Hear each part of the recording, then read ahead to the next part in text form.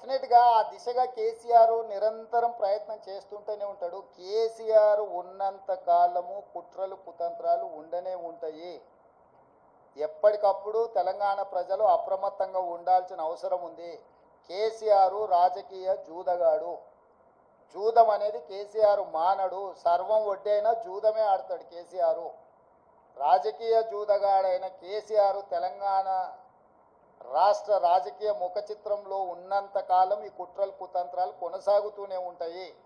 అయితే మహారాష్ట్రలో ఇట్లాంటి కుట్రలు కుతంత్రాలతోని శివసేనను ఎన్సీపీని చీల్చడం ద్వారా ప్రభుత్వాన్ని ఏర్పాటు చేయడం ద్వారా నరేంద్ర మోడీ గారు ప్రభుత్వాన్ని ఏర్పాటు చేసినా అని అనుకున్నాడు. కానీ మహారాష్ట్ర ప్రజల తిరస్కారానికి గురై ఈరోజు తలెత్తుకోలేని పరిస్థితులు మహారాష్ట్రలో ఉద్భవించినాయి. కాబట్టి తెలంగాణలో నరేంద్ర మోడీ గారు బీజేపీ ఇదే రకమైన ప్రయోగం చేస్తారా చేయరా చూడాలి. నెంబర్ 1.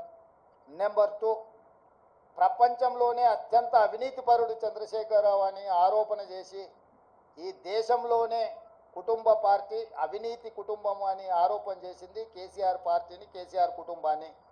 వీళ్ళతో బీజేపీ ఎట్లా జట్టు కడుతుంది, ఎట్లా సమర్థించుకుంటారో బీజేపీ నాయకులు ఇప్పుడు ప్రజలకు వివరించాలి. వీటన్నిటి నేపథ్యంలో ఈ అన్నిటిని విశ్లేషించడానికి ఇంకా కొంత సమయం పడుతుంది.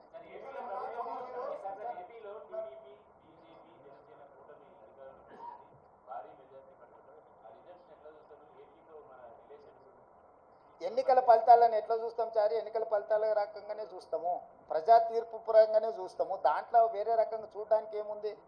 ప్రజలు తీర్పు ఇచ్చిండ్రు. ఆ తీర్పును జగన్మోహన్ రెడ్డి గారు నేను స్వాగతిస్తున్నా అన్నాడు.